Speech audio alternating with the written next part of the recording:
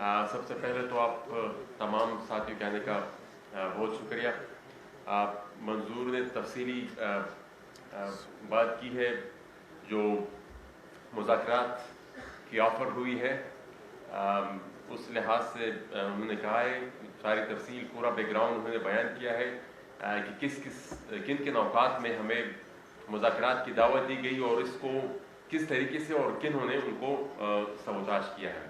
میں صرف اتنا ایڈ کروں گا کہ کل پرائم منسٹر صاحب نے بھی اپنی ایک اسپیچ میں کہا یورپین ڈیموکریسی کی انہوں نے بات کی اور ان کی جو ارتقائی عمل ہے ان کی ترقی کی بات کی, اور انہوں نے یہ بھی کہا کہ وہ جب ان کا اپنا خصوصاً برطانیہ کی جب انہوں نے بات کی کہ وہ میگنا کارٹا کے بعد تو یہ جو ہم ڈیمانڈ پیش کریں گے تو یہ ہمارا وہ ہوگا میگنا کارٹا ہوگا, اور اس کے بعد ناؤ پھر حکومت کی مرضی ہے بلکہ ریاست کی مرضی ہے کہ وہ سیریس ہے ان تمام مسائل کو حل کرنے میں, یا مطلب جو ماضی کی طرح جو کچھ جس کی تفصیل منظور نے بیان کی ہے کہ ماضی کی طرح جس طریقے سے ہمیں ترخایا گیا ہے یا وہ اسی عمل کا کہ یہ ایک کنٹینویشن ہے.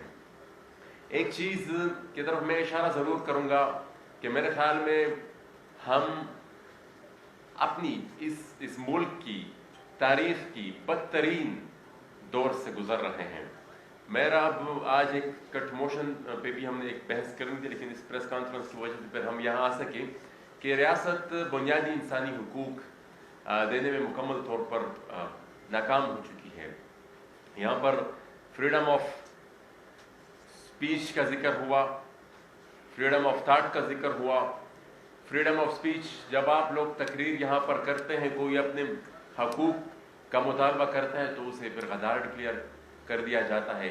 فریڈم آف ایسوسیشن یہاں پر نہیں ہے. اگر خصوصاً اس تحریک کے ساتھ کوئی بھی ایسوسیٹ ہو, جس طریقے سے بھی ایسوسیٹ ہو, چاہے وہ بزنس مین ہو, چاہے وہ عام پولیٹیکل ورکر ہو, اسے مختلف طریقے سے ہراساں کیا جاتا ہے. فریڈم آف اسمبلی کی یہاں پر اجازت نہیں ہے. آپ نے دیکھا ہوگا کہ جہاں پر بھی ہم نے جلسے کیے ہیں اس کے اوپر ایف آئی آرز کٹی ہیں اور دہشت گردی کی ایف آئی آرز کٹی ہیں.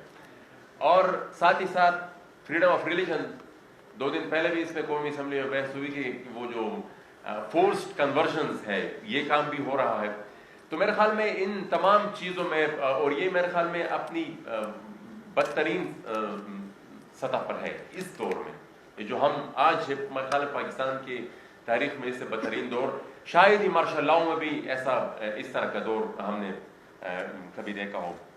ساتھ ہی ساتھ انہوں نے عرفان اللہ جو ایک اسکول ٹیچر تھا خیبر ایجنسی میں, جس کو فریش جو ایک بہت ہی نیا ماروا عدالت اس کو قتل کیا گیا.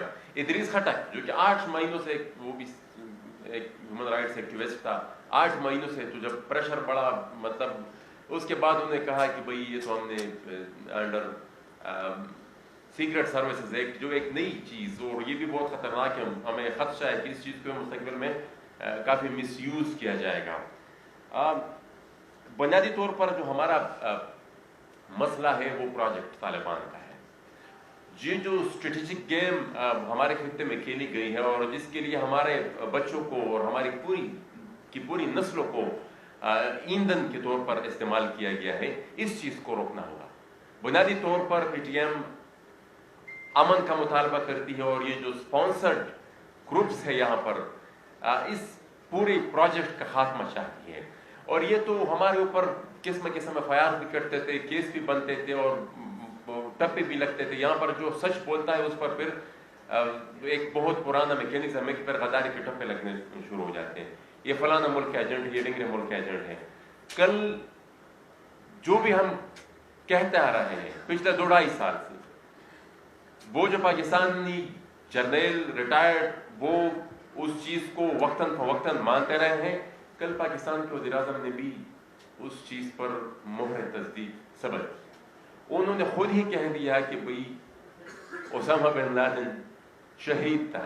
تو جب اسامہ بن لادن جس ریاست کا شہید ہو تو آپ اندازہ لگا لیں کہ مثال اس ریاست کی پرائورٹیز کیا ہے اور ماضی میں اس کا پھر کردار کیا رہا ہے.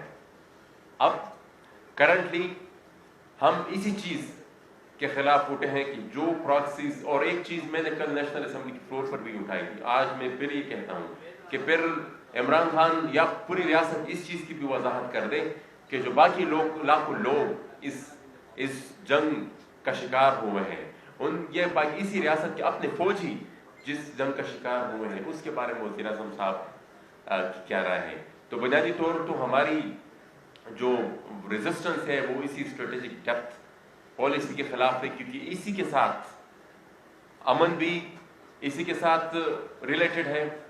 وہ پالیسی چینج جب تک نہیں ہوگی تو نہ امن آ سکتا ہے اور نہ ہی ترقی آ سکتی ہے. میرے حال میں معیشت بہتر کرنے کے لیے ہماری اکانومی کولیپس ہو رہی ہے، اور معیشت بہتر کرنے کے لیے امن کا ہونا ضروری ہے. ہم ٹریڈ کرتا رہے ہیں جنگوں میں، ہم نے یہ جنگی پروجیکٹس ہم لیتے آ رہے ہیں، اسی میں ہم نے ابھی تک ٹریڈنگ کی ہے. یہی ہمارا کاروبار، یہی ہماری ریاست کا روزگار رہا ہے. اس چیز کو روکنا ہوگا. ہماری معیشت اس کی وجہ سے تباہ ہوئے، بالکل تاریخ کے بدترین نہج پہ پہنچ چکی ہے، اور گروتھ ریٹ میرے خیال میں تاریخ میں اس سے کم شاید ہی کبھی رہا ہو کہ وہ منفی تک چلا گیا ہے. تو گزارش ہماری یہی ہوگی کہ یہ جو ہم نے باوجود جو پاس میں جو کچھ بھی ہوا ہے، ہم نے پھر بھی جب مذاکرات کی آفر ہوئی ہے، ہم مذاکرات پر ہی یقین رکھتے ہیں. ایک پرامن تحریک ہے، لیکن باوجود اس کے کہ جو کچھ بھی ہوتا رہا ہے، یہاں پر عارف وزیر کی بات ہوئی، یہاں پر پورے مثال یہاں پر بیک گراؤنڈ بیان کر دیا گیا ہے، اس کے باوجود ہم مذاکرات کے لیے لیکن حکومت کو چاہیے، وفاقی حکومت کو، کہ تمام سٹیک ہولڈرز کو وہ آن بورڈ لیں. جتنے بھی سٹیک ہولڈرز اس ریاست کے بہت زیادہ کافی، چاہے ان کے سلیکٹرز ہیں یا جو بھی الفاظ ان کے لیے وہ استعمال کرنا چاہتے ہیں، لیکن جو بھی ہے مقتدر قوت ہے کہنا، جو کچھ بھی کہہ لیں، ان سب کو وہ آن بورڈ لیں، اور جو بھی مسئلہ ہو، جو بھی فیصلہ ہو، کیونکہ ہمارے تو ساری آپ کو بھی پتہ ہے کہ مثال پاکستان کی اسٹریٹجک پالیسیز کون چلاتا ہے. وہاں پر زلمے خلیل زاد آتے ہیں، یہاں پر جنرل باجوہ سے ملاقات کرتے ہیں، یا یہ جو افغانستان جاتے ہیں اشرف غنی صاحب، وہ بھی مثال آرم فورسز کی سربراہ. تو بہرحال ہمارا کہنے کا مقصد یہ ہے کہ حکومت کو ان تمام سٹیک ہولڈرز کو آن بورڈ لینا ہوگا، کیونکہ زیادہ تر اسٹریٹجک پالیسیز تو میرے خیال میں انہوں نے ہینڈ اوور کر دیے ہیں. تو ایک دفعہ پھر آپ نے آپ کی تمام ساتھیوں کا بہت شکریہ. علی وزیر صاحب بھی شکریہ ادا کرتے ہیں. کافی وضاحت سے بات کی گئی پی ٹی ایم کے حوالے سے، اس کی پالیسی اور جن وجوہات کی وجہ سے پی ٹی ایم کا وجود میں آیا ہے، اور پھر اس حوالے سے بھی بات گئی کہ ریاست